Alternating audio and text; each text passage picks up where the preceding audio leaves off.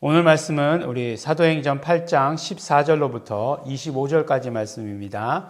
함께 읽겠습니다. 예루살렘에 있는 사도들이 사마리아도 하나님의 말씀을 받았다 함을 듣고 베드로와 요한을 보내매 그들이 내려가서 저희를 위하여 성령 받기를 기도하니 이는 아직 한 사람에게도 성령 내리신 일이 없고 오직 주 예수의 이름으로 세례만 받을 뿐이러라. 이에 두 사도가 저희에게 안수함에 성령을 받는지라. 시몬이 사도들의 안수함으로 성령 받는 것을 보고 돈을 들여 가로되 이 권능을 내게도 주어 누구든지 내가 안수하는 사람은 성령을 받게 하여 주소서 하니 베드로가 가로되 내가 하나님의 선물을 돈 주고 살 줄로 생각하였으니 내 은과 함께 내가 함께 망할지어다. 하나님 앞에서 내 마음이 바르지 못하니 이 도에는 내가 관계도 없고 분깃될 것도 없느니라. 그러므로 너의 이 악함을 회개하고 주께 기도하라. 혹 마음에 품은 것을 사하여 주시리라. 내가 보니 너는 악독이 가득하며 불의에 매인 바 되었도다. 시몬이 대답하여 가로되 나를 위하여 주께 기도하여 말한 것이 하나도 내게 임하지 말게 하소서 하니라. 두 사도가 주의 말씀을 증거하여 말한 후 예루살렘에 돌아갈새 사마리아인의 여러 촌에서 복음을 전하니라. 아멘.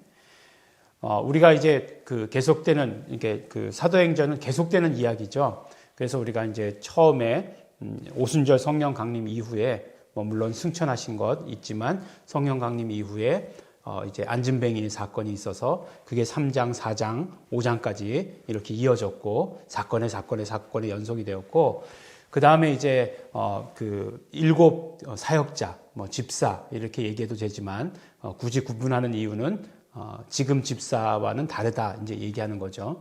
왜냐하면 스데반도 복음을 전하다가 순교했고 그 다음에 이제 나오는 집사 이름이 누구였죠? 스데반 다음에 빌립이라고 하는 집사가 나오지 않았습니까? 집사님은 아니에요. 네, 하여간 빌립이 나왔는데 빌립도 어디 가서 복음을 전했습니까?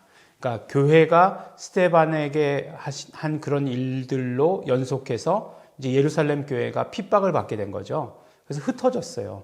흩어져서 마치 오직 성령이 임하시면 너희가 권능을 받고 온 유대와 사마리아와 땅끝까지 이르러 내 증인이 되리라 라고 말씀하신 그대로 이제 예루살렘으로부터 퍼져서 온 유대로 나가게 된 것이고 그 다음에 이제 사마리아로 가게 된 거죠. 그래서 빌립은 사마리아로 간 것을 우리에게 말씀해 주시고 계시는 거죠. 8장에서 빌립의 이제 이야기를 해 주시고 계시는 것이에요. 그래서 이제 사도들의 행전이지만 결국 그 안에는 보면 그 사도들만이 아니라 바로 이런 스데반, 빌립 이렇게 세웠던 사역자의 이야기들도 있다. 이렇게 말씀을 나누지 않았습니까? 그래서 빌립이 사마리아에서 말씀을 전했어요. 뭘 구체적으로 뭘 전했다고요? 하나님의 나라와 예수 그리스도의 이름에 관해서 말씀을 전했다. 이렇게 말씀하고 있지 않습니까? 중간에 우리가 어린이날이 있어서 쉬어가지고 이제 그 전의 말씀들은 또 까맣게 이제 리셋이 돼버렸죠. 네. 네, 괜찮습니다. 네, 또 제가 이렇게 그래야 이렇게 말씀을 드릴 수 있지 않겠습니까? 여러분들이 다 기억하시지만 그러나 잊어버리셨을지도 모른다라고 하는 그런 가정하에 이렇게 말씀을 드리는 거죠. 근데 그 때에 나왔던 사람 중에 또 특별한 인물이 하나가 있었어요. 그곳에 사마리아 땅에 마술사 시몬이라고 하는 사람이 있었어요. 예. 그 사람 이야기가 오늘도 또 나옵니다. 근데 어떻게 나오냐면 이제 예루살렘에 있는 사도들이 사마리아에서 복음이 전해진다라고 하는 소식. 그러니까 사마리아도 하나님의 말씀을 받았다라고 하는 소식을 듣고 이제 베드로와 요한이 파송되어져서 나오죠. 네. 그러니까 참 그런 면들은 굉장히 좋았던 것 같아요. 왜냐하면 굉장히 중요합니다. 복음이 전해지고 복음이 올바른 길로 가는가 하는 것에 대해서 점검하고 네. 또 더 이렇게 부족한 점을 채워야 될 것은 무엇인가라고 하는 것을 하는 것들 굉장히 중요하죠. 그래서 결국 어떤 것들이 있었죠. 말씀은 전해졌으나 또 예수 이름으로 세례를 받기는 했지만 그러나 성령을 아직 받지는 못했다라고 이렇게 말씀하고 있지 않습니까? 그러니까 우리가 사도행전 나중에 2장 38절에서 말씀하셨던 대로 오직 너희가 회개하고 예수 이름으로 침례를 받으라 그러면 성령을 선물로 받으리니 라고 이렇게 말씀하고 있지 않습니까? 그래서 성령님을 받는 그런 조건이 회개하고 그 다음에 침례받는 것이었어요. 그렇지만 그 방법만 있는 것이 아니라고 하는 것을 오늘 우리에게 또 말씀을 해주시잖아요. 그러니까 자동으로 받는 것이 아니라 또 안수함에 받았다라고 이렇게 이야기를 해주고 계십니다.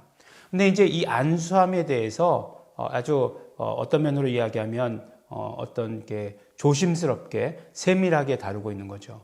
무슨 말씀이냐면 베드로와 요한이 안수에서 성령을 받았어요. 여기까지는 우리가 그렇겠구나라고 이렇게 생각을 합니다. 근데 보니까 이제 이 마술사 시몬이라고 하는 사람, 이 시몬이라고 하는 사람이 결국은 그 빌립이 말씀을 전했을 때 부정적이지 않았어요. 굉장히 돕는 것 같았습니다. 그러죠? 그리고 또 오늘 말씀에도 보니까 그 안수함으로 성령 받는 것에 대해서 굉장히 이 사람이 놀란 거죠. 그리고 이 권능이 대단하다라고 이렇게 생각한 거예요. 그래서 어떡합니까? 돈을 들여서 이 권능을 사려고 하는 거예요. 이제 그러니까 모르니까, 완전히 모르니까 이렇게 용감할 수 있는 거죠. 그렇지만 어떤 면으로 보면 굉장히 용감하고 열망이 있는 거죠. 잘만 인도하면. 그때 이제 베드로와 요한이 뭐라고 얘기합니까? 이거는 선물이다. 하나님께서 주시는 선물이다. 돈으로 살 수 있는 게 아니다. 라고 이렇게 얘기하죠. 그리고 그렇게 하려고 하는 너의 마음이 옳지 않은 거다. 라고 하는 것을 가르쳐 줍니다. 그래서 이것이 결국 악함이고 회개해야 된다. 그러니까 어떻게 되죠? 시몬이 한번 해봐라. 이렇게 하지 않고 제발 하나님께 기도한 그것이 이루어지지 않게 해주십시오. 나에게는 내가 회개하겠습니다. 잘못했습니다. 라고 이렇게 완전히 엎드리게 되는 거죠. 그 다음에는 어떻게 되는지 일꾼이 되었을 것이다. 라고 이렇게 생각해요. 시몬의 이야기가 이렇게 여러 번 나오는데, 여러 번 중요하게 나왔는데, 일꾼이 되지 않았다. 라고 하면, 잘 모르는 거죠. 안 나왔겠죠. 그렇지만 일꾼이 되었으니까 이렇게 나오는 거죠. 그러니까 성경에서 기록되지 않는 것은, 그 다음에 모든 관심이 그 다음 옮겨졌다라고 하는 그런 이야기예요. 그래서 그렇지 않습니까? 이제 예수님의 육신의 아버지 요셉이잖아요. 요셉이 이제 예수님께서 내가 아버지 집에 있어야 될 줄을 알지 못하셨습니까? 12살 때 됐던 때. 그러고 나서 요셉이라는 이름이 나오지 않아요. 그 다음에 이제 성령님이 임하실 때까지, 임하시고 나서 그 전까지는 모친 마리아에 대한 이야기도 나왔는데 성령님이 임하시고 나서 마리아에 대한 이야기가 없어요. 그런 것처럼 이렇게 성경의 기록이라고 하는 것이 없어지면 없어지는 대로에 다 이유가 있다라고 하는 것을 아셔야 됩니다. 근데 이제 여기서 이제 중요한 것은 우리가 성령을 그럼 받는 방법이 한 가지냐, 딱 이것이냐, 저것이냐, 성경에는 여러 가지를 기록하고 있다라고 이렇게 말씀하고 있어요. 그러니까 우리가 회개하고 또 안수 받는 방법도 있는 거죠. 그런데 중요한 것은 여기서 오늘 말씀하셨듯이 아무에게나 안수 받아서는 안 된다라고 하는 그 사실입니다. 그때 당시에는 아마도 빌립도 그런 어떤 선택된 사역자로 선택되었지만 안수할 수 있는 권한은 없었던 것 같아요. 그러니까 빌립이 복음을 전하고 안수하면 됐는데 왜 굳이 사도들이 와서 했겠어요?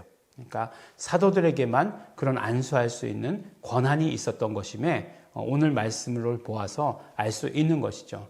하나님께서 아니면 성령님께서 어떤 직분 맡은 사람들에게 그러한 권한을 허락하여 주시는 것이죠. 그러니까 아무에게나 안수 받으면 안 됩니다. 여러분의 담임 목사, 여러분의 담임 목사는 괜찮겠죠. 왜냐? 여러분의 담임 목사는 분명히 안수 받은 사람이니까, 안수 받은 사람이 안수할 수 있는 거니까, 여러분의 담임 목사는 믿을 수 있는 것이겠죠. 그러니까 아무 데서나 우리 성도님들은 영적 분별력이 있어서 아무 데나 가시지도 않는 것을 저는 잘 알고 있습니다. 누군가 이제 여기 가도 돼요? 저기 가도 돼요? 그렇게 물어보면 저는 다 가라고 얘기합니다. 물론 이단인데 말고는요. 다 가라고 이야기합니다. 그렇지만 가서 그런 어떤 영적인 일들에 대해서 혼미케 하는 그런 것들을 하면 안 된다라고 하는 것이에요. 그래서 이런 것들이 굉장히 그 당시에 질서 있게 이루어졌다라고 하는 사실을 우리가 보게 되는 거죠. 그러니까 보세요. 다 이렇게 세웠고 놀라운 일도 이적도 일어났거든요.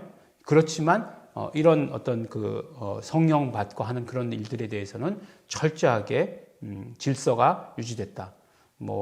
시몬 같은 사람들 이런 질서를 깨려다가 결국에는 굉장히 혼났죠. 그러니까 이런 어떤 질서를 깨는 것, 공동체를 깨는 것 이런 것들에 대해서 굉장히 조심하고 있다는 그런 사실을 이야기해주고 계십니다. 그래서 공동체의 어떤 그런 질서.